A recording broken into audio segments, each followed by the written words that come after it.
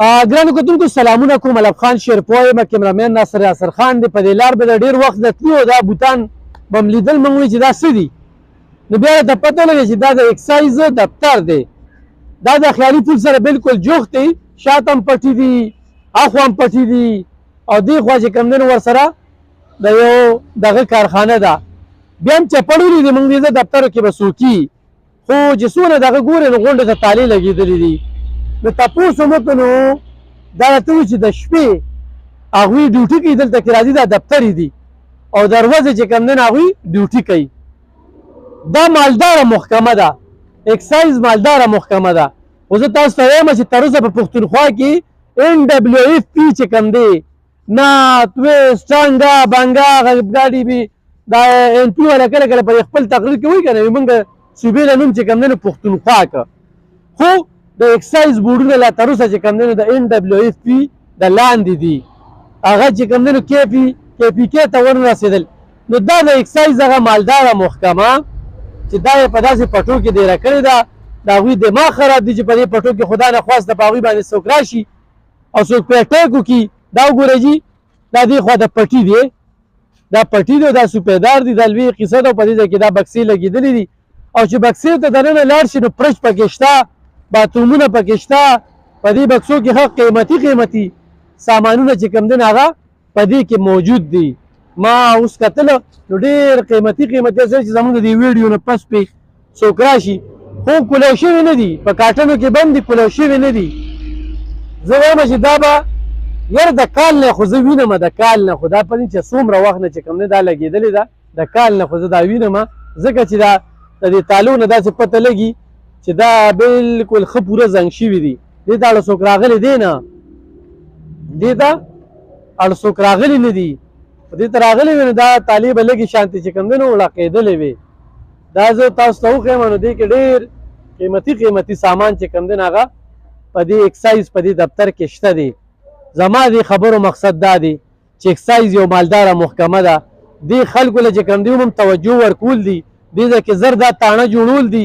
دا ډېره غټه ایریا ده د دوی سره، نو خو دلته کې دا تاڼه جوړه شي نو دلته کې به بیا د اکسایز والا سره چې کوم دی نو ښه پوره دغه وي. دا ګوره ګریزر لګېدلی دی، د ګرم اوبو سیسټم چې کوم دی نو هغه هم ورته شته، د ګرم اوبو سیسټم هم ورته شته، لیټونه هم لګېدلي دي. خو تاسو چېرته د شپې راځئ نو کیدای شي دلته لیټونه لګي د شپې لیټونه لګي. ښه ګرانو کتونکو، 14 کاله مخکې په تنګي کې هم داسې یو چوکۍ منظور شوې ده. 14 کاله مخکې هغه چوکۍ هم تر اوسه جوړه نه شوله. دا چوکۍ هم چې کومه ده نو دا بکسې یې ښودلې دي، نو دا دې محکمې ته کتنه ده. چونکې د دې محکمې دومره کار دی چې د دوی څومره انکم دی که نه، دا ډېره مالداره محکمه ده. خو د دې مالدارې محکمې چې کوم دی د مشرانو دا 400 سره رویه ده چې هلته کې د بلدیاتو په دغه کې اوسېږي، هلته کې کوم دفتر یې سرکاري نیولی دی، د هغه سرکاري دفتر یې نیولی دی، د دوی نه دی. د ډېر وخت نه مې په دې باندې خیال و چې په دې باندې زه خبرې اترې وکړم چې دا بوتان د څه دي. نو هغه راته دلته پته ولګېد چې دا اکسایز یې سولر سیسټم ورته ښه ښکلی شوی دی. وګورئ په دې ښه کافي تاوان شوی دی. د دې تاوان په ځای چې په دې څونه لکونه روپۍ لګېدلي دي، په دې دلته کې د قلم راتاوې ده، کمرې هم پکې جوړېدې. خو څه وي د حکومت د سپږې نوم ګلنار بیګمې دوی چې په یو پول باندې کمې پیسې لګوي، نو موږ عام خلک په هغې باندې 3-4 پوله جوړو. یعنې په ساده الفاظو کې به وو د پښتونخوا چې کومه BRT جوړه شوې ده، نو د پنجاب حکومت په هغې باندې 3 BRT هغې نه په کمو پیسو باندې جوړې کړې. په پښتونخوا کې چې کوم دی ټیکهدار به لار پرېږدي، څه به پرېږدي. لکه زه تاسو ته یو ساده درته ښیم، دا سړک چې کوم دی په تېر حکومت کې دا جوړ شوی که نه، دې کې دې کندو ته وګورئ، دې کې دې کندو دا مخامخ د خیالي پول دی. د دې خیالي پول سره خوا کې چې کوم دی نو دې خوا ته یو پول ورکړی شوي د هغې د لاندې چې کوم دی نو ایمرجنسي اوبه وي، هغه غړفتن وي، هغه بند شوي دي. په هغې باندې خلک ټالونه اچولي دي، خلکو پرې مشینونه اچولي دي، هغه ځایونه چې کوم دی خلکو قبضه کړي دي، په هغې باندې خلکو کورونه جوړ کړي دي. چې کله سیلاب راشي نو نقصان یې څه وي؟ نقصان یې دا وي چې په کورونو په پټو باندې اوبه ورشي. نو شعر ناپرسان 400 د دې څیزونو تپوس پکار دي. او دا ګرانو کتونکو دا د اکسایز تاڼه هم ده، چوکۍ هم ده، دفتر هم دي.